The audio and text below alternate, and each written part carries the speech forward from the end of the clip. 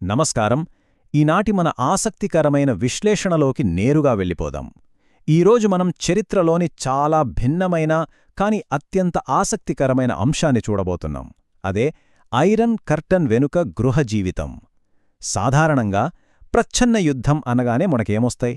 ఏవో అణ్వాయుధ ఒప్పందాలు, పెద్ద పెద్ద దేశాల మధ్య ఆధిపత్య పోరు, గూఢచారులు, ఇవే కదే గుర్తొస్తాయి.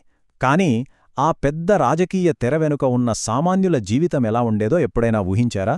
వాళ్ల ఇల్లు ఎలా ఉండేవి, పొద్దున్నే లేచినప్పట్నుంచి వాళ్ల కష్టసుఖాలేంటి, అదంతా ఇప్పుడు మనం చూడబోతున్నాం. మన దగ్గర ఉన్న చారిత్రక ఆధారాలను బట్టి కమ్యూనిస్టు దేశాలలో సాధారణ ప్రజల జీవనశైలి ఎలా ఉండేదో ఎటువంటి పక్షపాతం లేకుండా ఉన్నది ఉన్నట్లుగా ఒక డాక్యుమెంటరీలాగా ఇప్పుడు మనం పరిశీలిద్దాం. సరే, దీని గురించి కొంచెం లోతుగా తెలుసుకుందాం. అసలు ఈ ప్రధానమైన ప్రశ్నతోనే మొదలుపెడదాం. ఐరన్ కర్టెన్ వెనక రోజువారీ దినచర్యలు ఎలా ఉండేవి? ఇక్కడ మనం దేశాల బోర్డర్ల గురించి కాకుండా సామాన్యుల ఇళ్ల బోర్డర్ల గురించి మాట్లాడుకోబోతున్నాం. ప్రభుత్వాలు తీసుకున్న పెద్ద పెద్ద నిర్ణయాలు సామాన్య మానవుల వంటగదుల మీద, వాళ్ల నివాస స్థలాల మీద ఎలాంటి ప్రభావం చూపించాయో అర్థం చేసుకోవడం చాలా అవసరం. ఇది కేవలం ఏదో పాత హిస్టరీ చదవడం కాదు, ఒక ప్రత్యేకమైన సామాజిక వ్యవస్థలో మనిషి తన మనుగడను ఎలా సాగించాడో అర్థం చేసుకోవడం. ఈ విశ్లేషణలో మనం ప్రధానంగా 5 విషయాలు చూడబోతున్నాం. 1. ఐరన్ కర్టెన్ జీవనశైలి అసలు ఎలా ఉండేది. 2. వాళ్ల నివాస స్థలాలు, ఇల్లు. 3. రోజువారీ అవసరాలు ఎలా తీర్చుకునేవారు. 4. వాళ్ల పని, విశ్రాంతి మరియు కుటుంబం. 5. ఈ గృహజీవితం ఎలాంటి వారసత్వాన్ని మిగిల్చింది. ముందుగా మొదటి అంశం, అసలు ఈ ఐరన్ కర్టెన్ జీవనశైలి అంటే ఏంటి? దీనికున్న ఫ్రేమ్వర్క్ ఏమిటో చూద్దాం. కమ్యూనిస్టు జీవనశైలిని మనం చాలా సింపుల్గా ఇలా చెప్పొచ్చు: వ్యక్తిగత ఇల్లు, నివాస సౌకర్యాలు మరియు రోజువారీ పనులకు సంబంధించిన ఒక ఖచ్చితమైన నిర్దేశిత వ్యవస్థ. ఇక్కడ మనకులాగా స్వేచ్ఛా విపణిలో మన ఇష్టమొచ్చినట్టు నిర్ణయాలు తీసుకోవడం ఉండదు. ప్రభుత్వ వ్యవస్థ ఏదైతే నిర్ణయిస్తుందో అదే ఫైనల్. ఒక వస్తువు తయారు చేయడం నుంచి దాన్ని ప్రజలకు పంచడం వరకు అన్నీ ఒక కేంద్రీకృత ప్రణాళిక మీదే నడిచేవి. ఇది రైటా రాంగా అనేది పక్కన పెడితే అప్పటి సామాజిక నిర్మాణం ఎంత పక్కాగా కంట్రోల్ చేయబడిందో చెప్పే వాస్తవమిది.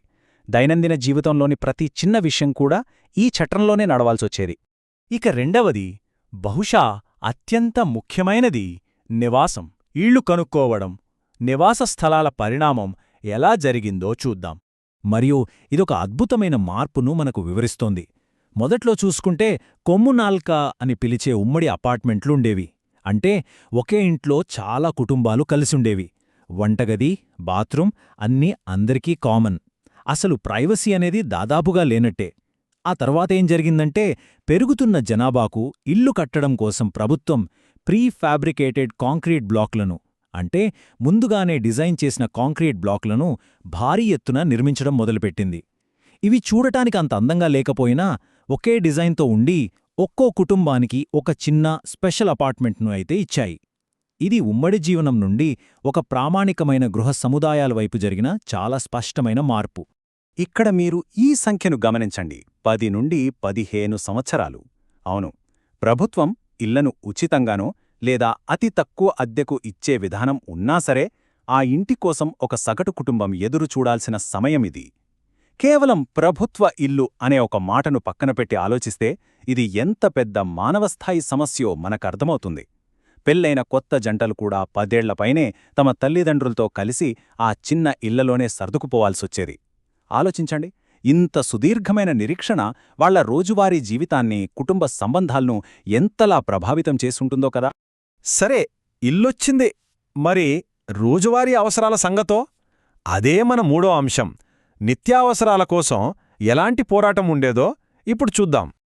ఇప్పుడు ఇక్కడ నిజంగా ఆసక్తికరమైన విషయం ఏమిటంటే, ప్రాథమిక అవసరాలు తీర్చుకోవటమనేది పక్కాగా ఒక 3 దశల ప్రాసెస్లా ఉండేది.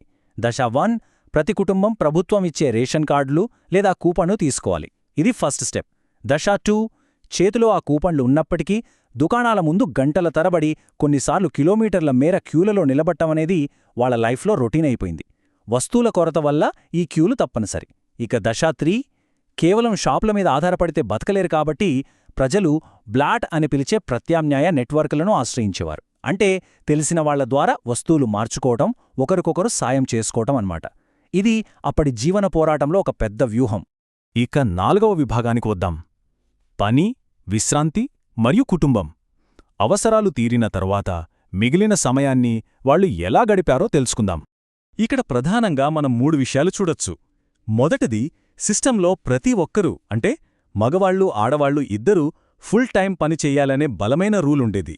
పనిచేయడమనేది కేవలం డబ్బుల కోసమే కాదు, అదొక సామాజిక బాధ్యత. రెండవది, ఖాళీ సమయం అంటే లీజర్ కూడా చాలా వరకు ప్రభుత్వం ద్వారానే నడిచేది. ట్రేడ్ యూనియన్ హాలిడేస్ అని, పయోనీర్ క్యాంపులని, ప్రభుత్వం ఆమోదించిన కార్యక్రమాల్లోనే ప్రజలు పాల్గొనేవారు. ఇక మూడవది, అత్యంత ముఖ్యమైనది, కుటుంబ సమయం. మనం ముందే మాట్లాడుకున్నాం కదా, వాళ్ల ఇల్లు చాలా చిన్నవి. ఆ ఇరుకైన గృహవసతుల్లోనే, ఆ చిన్న స్థలంలోనే కుటుంబమంతా కలిసి కాలం గడపాల్సిన పరిస్థితులు ఉండేవి. ఆ చిన్న పరిమితుల్లోనే వాళ్లు తమ సంతోషాలను వెతుక్కునేవారు. కాబట్టి ఇక్కడ అత్యంత కీలకమైన పాయింట్ ఏమిటంటే, ఈ వాక్యం చూడండి.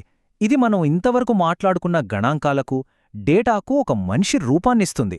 వస్తువుల కోసం క్యూలలో గడిపిన సుదీర్ఘమైన గంటలు, ఒకే చిన్న గదిలో ఎంతోమంది సర్దుకుపోవడం, ఇవన్నీ కేవలం అప్పటి ప్రభుత్వ విధానాలు మాత్రమే కాదు, ఆనాటి ప్రజల మనస్సుల్లో, వాళ్ల మెమరీస్లో చెరిగిపోకుండా మిగిలిపోయిన లోతైన వ్యక్తిగత అనుభవాలు. ఈ మాటలు వింటుంటే ఆనాటి సామాన్యుడి గృహజీవితం ఎలా ఉండేదో, వాళ్లకెంతో ఓపికుండేదో మన కళ్ళ కట్టినట్లు కనిపిస్తుంది గదా. చివరిగా మన 5వ అంశం, ఈ మొత్తం గృహజీవితం దినచర్యలు వదిలివెళ్లిన దీర్ఘకాలిక ప్రభావం లేదా వారసత్వం. ఇప్పుడిదంతా ఎలా ముడిపడి ఉందో చూద్దాం. మనం ఇప్పటివరకు చూసిన కీలకమైన సమాచారాన్ని ఇక్కడొకసారి గుర్తు చేసుకుంటే, గృహ నిర్మాణం పరంగా చూస్తే ఏళ్ల తరబడి ఎదురుచూపులు, ఒకేలా ఉండే భవనాలు. ఇక రోజువారీ అవసరాలకొస్తే క్యూలలో నిలబడడం, తెలిసిన వాళ్లతో వస్తువులు మార్చుకోవడానేది ఒక జీవన నైపుణ్యంగా, ఒక ఆర్ట్లాగా మారిపోయింది. విశ్రాంతి విషయానికొస్తే వనరులు తక్కువగా ఉన్నా ఇరుకైన ప్రదేశాల్లోనే వాళ్లు తమ కుటుంబ, సామాజిక సంబంధాలను బలంగా నిలబెట్టుకున్నారు. ఈ 3 అంశాలు అప్పటి ఐరన్ కర్టన్ వెనుకున్న గృహజీవితాన్ని పూర్తిగా డిఫైన్ చేశాయి. అయితే ఈ డేటా, ఈ ఫ్యాక్ట్స్ అన్నీ కాసేపు పక్కన పెడితే, ముగించే ముందు మనం ఆలోచించాల్సిన ఒక లోతైన ప్రశ్నిక్కడుంది. చారిత్రక గృహ నిర్మాణ వ్యవస్థలు, అప్పటి రోజువారీ పోరాటాలు, ఆధునిక సామాజిక జ్ఞాపకాలను ఎలా తీర్చిదిద్దుతాయి? అవును, ఇల్లు అంటే కేవలం ఇటుకలు, సిమెంట్ మాత్రమే కాదు కదా. దశాబ్దాల పాటు ప్రజనందరూ ఒకే విధమైన భవనాలలో ఉండటం, ఒక చిన్న వస్తువు కోసం గంటల తరబడి క్యూలో నిలబడటం, ఇవన్నీ నేటికీ ఆయా దేశాల ప్రజల ఆలోచనా విధానంలో, వాళ్ల సమాజంలో ఎలా కనిపిస్తున్నాయి? హిస్టరీ అంటే కేవలం రాజకీయాలు, యుద్ధాలు మాత్రమే కాదు. సామాన్యుల వంటగదుల నుంచి, వాళ్ల రోజువారీ జీవితం నుంచి ఆ చరిత్రను అర్థం చేసుకోవడం ఎంత ముఖ్యమో మనకు ఇప్పుడు స్పష్టంగా అర్థమైందనుకుంటా. ఈ విషయంపై భవిష్యత్తులో మరింత లోతుగా తెలుసుకోవడానికి ఈ విశ్లేషణ ఒక మంచి పునాదిలా ఉంటుందని ఆశిస్తున్నాను.